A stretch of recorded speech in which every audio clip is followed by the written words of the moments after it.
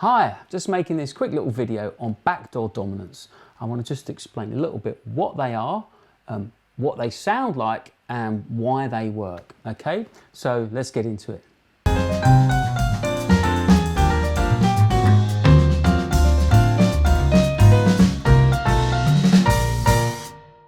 Okay, so backdoor dominants are very common in jazz chord sequences, jazz standards, tunes like Ladybird, Stella by Starlight. You're going to see them in there. So it's important that, number one, you recognise the backdoor dominants when you see them, and then hopefully by the end of this video you'll understand exactly how they work and why they work and how they sound.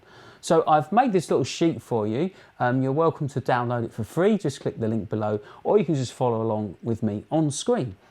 Okay, so I've made this little progression here. We're in the key of C major to make it nice and easy for us to think about.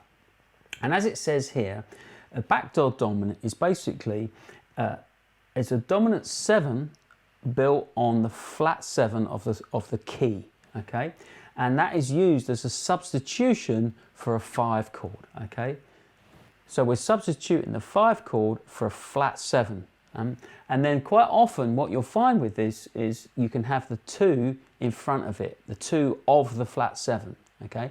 And what that does is it creates this little kind of distraction, as it were. It sets up a 2-5, it sets up a resolution, and then actually it resolves somewhere else, not where you're not quite expecting it. So it's a little kind of like surprise for the ears. It's like, oh, that was interesting. What was that? Didn't go where I thought it was going to go. And this is very common in jazz standards. You know, these great American songbook kind of compositions. They very often have these little sequences and progressions where they'll either delay the resolution, you think it's going to resolve and it doesn't, or sometimes when it does resolve, it doesn't resolve where you think it's going to. So you're full of these little surprises. Okay, so let's have a listen and see what I'm talking about. So I'm going to play this sequence here, F minor 7, B flat 7 to C major 7. Here we go.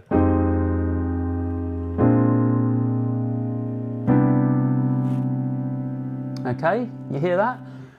I added a few ninths in there just to sweeten it up a bit, but essentially that they don't affect the functionality of the sequence. So that last chord there, did you hear how it was a little bit of a surprise? It's just kind of, for me, it sounds like it's a very uplifting kind of resolution. The sun comes out, if you like, I don't know, however you want to think about that. And so essentially what's happening is the dominant 7th chord is resolving up a tone. Yeah, so it's just it's a dominant 7th down a tone from the 1. It resolves up a tone to the 1 chord. Okay. So again, just to point out, the 2 chord is relative to the dominant, the backdoor dominant. Okay. So once more, if we play this sequence normally, can you see how we've got a 2-5? Now you would expect normally that to resolve to E flat. 2-5-1 in E flat, that's what you've got. And so the surprise is it resolves up to the C, okay? And that's the little kind of trick, the little, you know, surprise there for you. So why does that work? Why does that work? So essentially, dominant 7th chords, it's very common to add alterations to dominant 7th chords. This is something we do a lot in jazz. We're very familiar with the sound of alterations on a dominant 7th. So we have things like flat 9s, sharp 9s, sharp 11s, we can add 13s.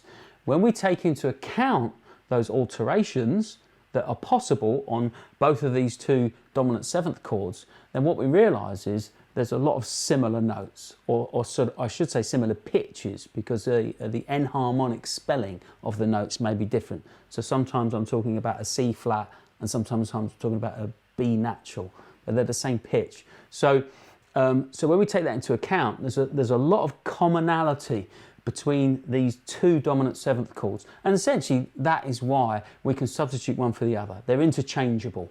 Okay, so it's nothing to do with the 1 chord, it's all to do with the 5 chord, the dominant chord that we're substituting for its usual dominant chord. Okay, so let's just quickly go through them. I've written them all out. You've got the sheet, or you could pause the video and take your time a bit more on that. But I'll just go through each note. So I've written out the dominant 7ths, I've added the flat 9, and possibly even we could add a sharp 9 on that as well, which I've put in the list. So working up from the bottom of each chord. I've built the chords stacked up in thirds as you do.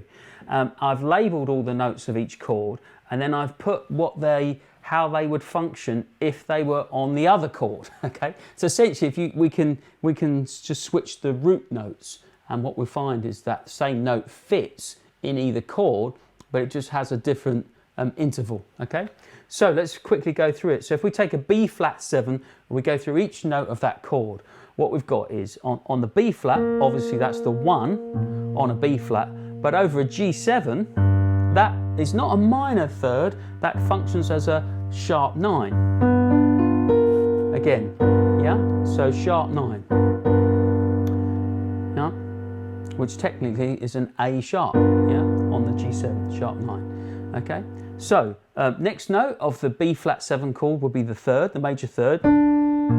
Yeah, that is obviously over the G, that's the 5th of the dominant 7th, so that works, that's fine. The next note of the B flat chord is the F. Okay, that's the 5th of the B flat, but it's also flat 7 on a G7. Yeah, see how this works now. Yeah, so the next note up on the B flat would be A flat is the flat 7 on the B flat chord, but if we put that onto the G7 chord, what that is a flat 9. Yeah, on the G7. Okay. Up again, the flat 9 on the B flat 7, okay, which would be C flat, yeah, C flat. That, of course, is the major third on the G7 chord. And finally, the sharp 9 on the B flat 7, the C sharp, yeah, okay, so we're in B flat, we've got a sharp 9. That would function as a sharp 11 on the G7 chord, yeah. So those are very acceptable. You can take any note from that B flat 7 with those extensions, and you can put that on a G7, and they would all work on the G7 as well. That's the point. Now, if we flip that back and we go through the G7 chord, we can see how they would function on a B flat, okay, by using a different root again. So obviously G on the root of the G7 chord, that would function as a 13 on the B flat 7. Very acceptable note to add to a dominant 7th chord, yeah? Okay, so the third of the G7, okay, is our B natural. So on a B flat 7 chord, that's our flat 9, because remember that would be a C flat. If we put that there, so we had, yeah, we've got a C flat, B natural C flat. Same thing, that's why that works, okay? So then we take the D, the 5th of the G7 chord functions as the major third on the B flat 7. The flat 7, the F on the G7 chord functions as the 5th on the B flat 7. Yeah. The A flat on the G, which would be a flat 9 on the G, that is our flat 7 on the B flat 7 chord. And finally the A sharp, which would be again a sharp 9 if we added it to the G7, then that would be our 1 on our B flat 7. Okay, so those notes all those notes work on either chord, and what that means is those two chords are interchangeable. We can substitute one for the other. So that is why when we hear that resolution going up a tone from the flat 7 up to the 1, what we're really hearing is a substitution for 5-1. Okay, it's just a different cadence, but the B flat 7 and the G7 are interchangeable, and that's why the backdoor dominant works. Okay, and again, you know, adding the 2 in front of it just sets up that whole kind of that little trick a little stronger by adding the 2 in. Go, backdoor dominance. Of course, work that through all 12 keys, learn to spot it, but if you're thinking in a key center and you see a dominant 7th on the flat 7 of the key center, then that's your backdoor dominant. Okay, hope you found that helpful, hope you found it useful. Give us a like if you found it useful, or give us a click, and don't forget to subscribe. Check out my other stuff, sign up for my mailing list. I've got some free books to hand out. Lots of video content as well. So, well, hope you enjoyed it, and I'll see you on the next one. Thanks very much. Bye-bye.